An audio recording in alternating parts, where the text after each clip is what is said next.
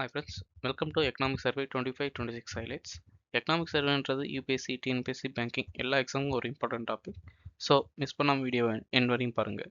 நம்ம already first 6 யூனிட்லேருந்து complete பண்ணியாச்சு. இன்றைக்கி நம்ம பார்க்க போகிறது என்ன, சர்வீஸ் செக்டர். அதுதான் important sector for both prelims and mains exam. So miss பண்ணாதீங்க. First information, resilient and steady. India's service gross value added growth outperforms global trends. First gross value ஆர்டர்னா என்னென்னு தெரிஞ்சுக்கலாமா? ஒவ்வொரு செக்டரும் நம்ம ஈச் எக்கனாமியில் எவ்வளோ கான்ட்ரிபியூட் பண்ணுறதுன்னு calculate பண்ணுறது தான் cross value added. Cross value added taxes plus பண்ணிவிட்டு சப்சிடியை மைனஸ் பண்ணிட்டா ஜிடிபி நம்ம எக்கனாமிக் கான்ட்ரிபியூட் எவ்வளோன்னு மெஷர் பண்ணுவோம்ல, அது மாதிரி தான் மெஷர் பண்ணும். ஓகேங்களா? இந்த சார்ட்டில் என்ன சொல்லியிருக்காங்களாம்மா, இந்த பிங்க் கலர் அந்த ஒயர் கலர் இருக்குல்ல, அது என்னென்னா ப்ரீ கோவிட் வரதுக்கு முன்னாடி எவ்வளோ ஆவரேஜ் க்ரோத் ரேட் இருக்குது. அதே க்ரீன் கலரில் 2024 கோவிட்க்கு அப்புறம் இந்த கண்ட்ரி அது மாதிரி க்ரோத் ஆகிருக்கும், அந்த டேட்டா சொல்லியிருக்காங்க. சைனா எடுத்துகிட்டா ப்ரீ கோவிட் அந்த க்ரோத் லெவல் என்னென்னா 8 இருந்திருக்கு. US 1.3, world 2.8, European 2.2, UK 2.1. India எடுத்துக்கிட்டால் கோவிட் வராதுக்கு முன்னாடி 7.6 இருக்குது. ஆனால் கோவிட் வந்த பின்னாடி பாருங்க, எல்லா கண்ட்ரியும் லோவாக இருக்குது. இந்தியா மட்டும்தான் கிட்டத்தட்ட ஆவரேஜ் அதே ரேட்டில் இருக்குது. 7.6லேருந்து 7.2 கம்மியாக இருக்குது, கிட்டத்தட்ட -0.4. ஆனால் பாருங்கள், மற்ற எல்லா கண்ட்ரியும் -3, -1, -8. அதனால் பார்த்தா ஓவராலாக பார்த்தா சர்வீஸ் செக்டார் ரிகவரி அண்டு பெஸ்ட்டாக எந்த கண்ட்ரி ஆகிருக்குன்னா இந்தியா தான். ஓகேங்களா? இதை தான் கிளியராக சொல்லிப்பாங்க. இதில் நம்ம ஏன் சர்வீஸ் செக்டர் ஸ்ட்ராங்காக இருக்குதுன்னு தெரிஞ்சால், இந்தியாவில் ஐடி அண்ட் டிஜிட்டல் சர்வீஸ் இருக்குது, financial services, professional services, domestic டிமாண்டும் அதிகமாக ஸ்ட்ரென்தன் பண்ணுற மாதிரி தான் இருக்குது. ப்ரீம்ஸ் கீ டேக் என்னென்னு எடுத்துக்கிட்டால், சர்வீஸ் செக்டர் தான் இந்தியாவுக்கு ஜிடிபியில் மேஜரான கான்ட்ரிபியூட்டராக இருக்குது. குளோபல் ஆவரேஜோட ரிகவரியில் இந்தியா சர்வீஸ் செக்டர் ஹையஸ்ட்டாக இருக்குது. ஜஸ்ட் 0.4 தான் மைனஸாக இருக்குது. மற்றதெல்லாம் பாருங்கள் ரொம்ப அதிகமாக மைனஸில் இருக்கா. ஓவராலாக எடுத்துக்கிட்டால் அட்வான்ஸ்ட் எக்கனாமிக்கோட நம்ம ரிகவரி ஆனதுல இந்தியா தான் பெஸ்ட்டாக இருக்குது. பாருங்களேன், சைனாவோட சரி, யூஎஸோட சரி, ஓவரால் க்ரோத் ரேட்டில் இந்தியா 7.2ல் இந்தியா தான் ஃபஸ்ட்டாக இருக்குது இப்போதைக்கு. நெக்ஸ்ட் எக்கனாமிக் சர்வேல கொடுத்த இன்ஃபர்மேஷன் என்ன, சர்வீஸ் செக்டர் எவ்வளோ ஜிடிபியில் கான்ட்ரிபியூட் பண்ணியிருக்காங்கன்னு ஓவராலாக சொல்கிற மாதிரி கொடுத்துருந்தாங்க. ஓகேங்களா? ஓவராலாக எடுத்துக்கிட்டால் 51%, 52%, 52.6, 53.6. இது எந்தெந்த இயர்னா, financial year 16-20, financial year 24, financial year 25, financial year 26. Service sector மொத்தமாக இவ்வளோ கான்ட்ரிபியூட் பண்ணியிருக்குன்னு சொல்லியிருக்காங்க. அதாவது மோர் தென் 50%. அக்ரிகல்ச்சர், பிரைமரி செக்டரும் சரி, இண்டஸ்ட்ரி செக்டரும் சரி, ஓவராலாக கூட்டினா கூட கிட்டத்தட்ட 48% தான் இருக்குது. ஆனால் சர்வீஸ் செக்டர் இண்டிவிஜுவலாகவே 52% கான்ட்ரிபியூட் பண்ணியிருக்கு. ஓகேங்களா? அதான் சொல்லியிருக்காங்க. சர்வீஸ் செக்டரை 3 இயர்ஸ் ஃபில் பண்ணியிருக்காங்க. ஓகேங்களா?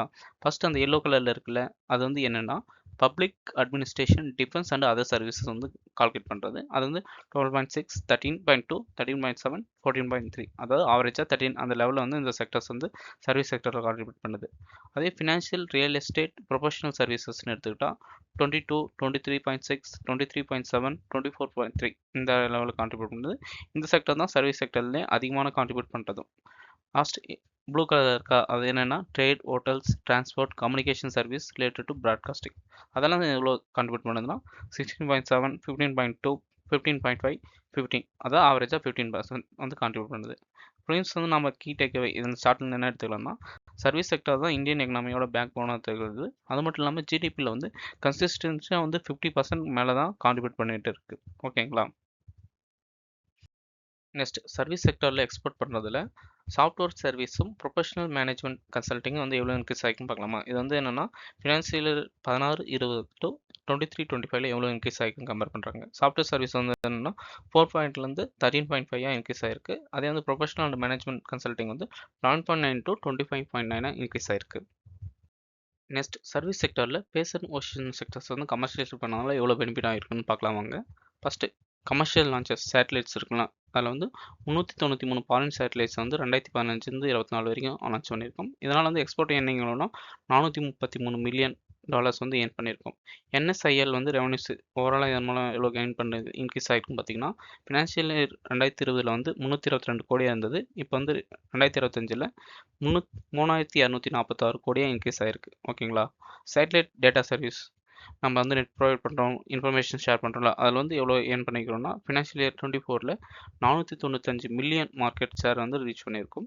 அதே ocean technology via public private பார்ட்னர்ஷிப்னால என்னென்னா survey propose to capitalise on earth data system use பண்ணி ப்ராடக்ட்ஸ் வந்து இது பண்ணலாம் அப்படின்னு சொல்லியிருக்காங்க.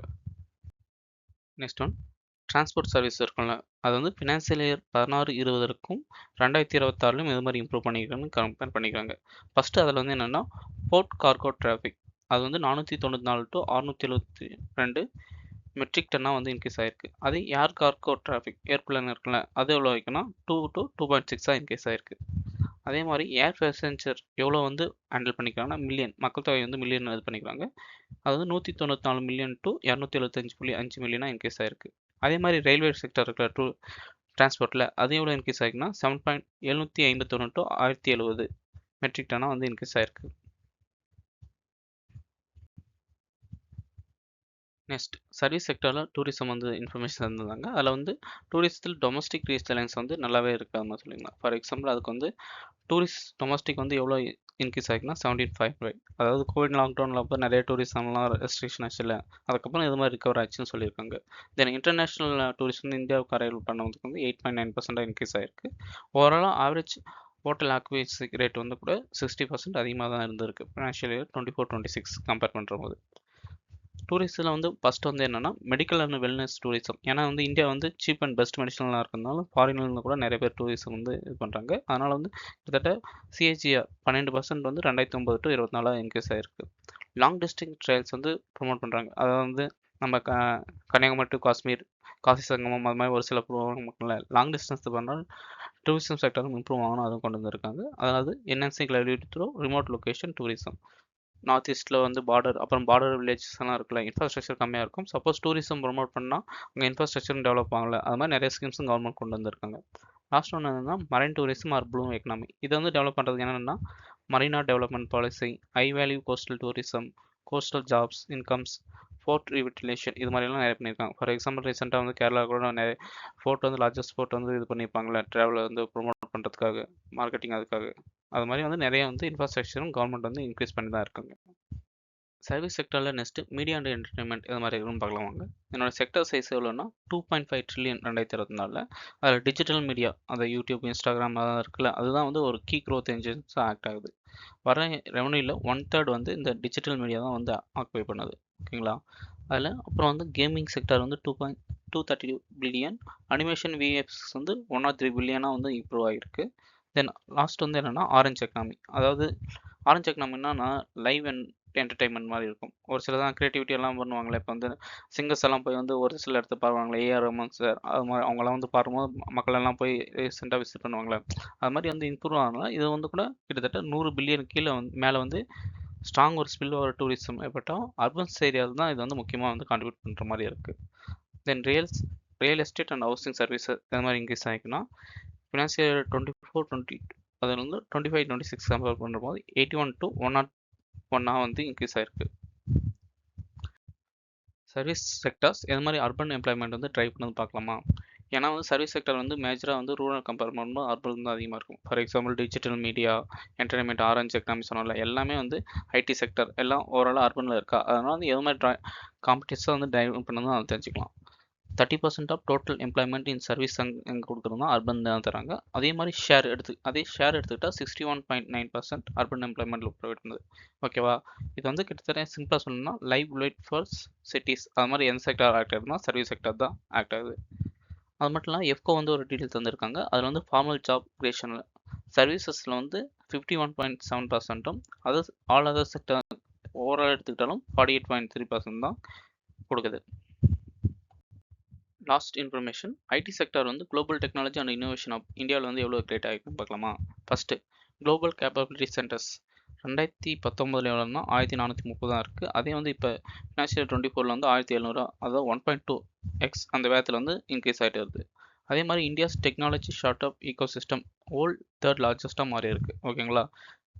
ஜெனரேஷன் ஏஐ ஸ்டார்ட் அப்ஸ் பாருங்களேன், 2023 66, 2024 240 2025 890 இன்க்ரீஸ் ஆகிருக்கு.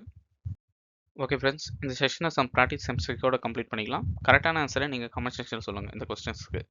First question, gross value added difference from the GDP because option A GVA includes taxes only, B GDP excludes subsidy, GDP equal to GVA plus tax minus subsidy, option D GVA measures exports only. Next question. According to recent trends, the service sector, first statement, is the major contributor to urban employment. Second, accounts for over half of the formal employment addition, FCO, has declining share in GDP. Select the correct answer. A 1 only, B 1 and 2, C 2 and 3, D all of the above. இன்னைக்கான last question. Which of the following factors can make inflation begin? இந்த term வந்து என்னென்னு தெரியலாம். Previous video பாருங்கள். இந்த video கரெக்டாக இந்த term என்னென்னு கிளியராக எக்ஸ்பிளைன் பண்ணிப்போம். ஓகேங்களா? First, above normal monsoon. Second, improved food grain stocks. Third, moderate global metal prices. Select the correct answer. A 1 and 2 only, B 2 and 3 only, C 1 and 3 only, D all of the above. Thanks for வாட்சிங் friends. Video பிடிச்சிருந்தா ஒரு like பண்ணுங்கள். ஏதாவது improvement பண்ணாலும் comment section சொல்லுங்கள். Upcoming வீடியோவில் அதை வந்து இம்ப்ரூவ் பண்ணுறதுக்கு ட்ரை பண்ணுறேன்.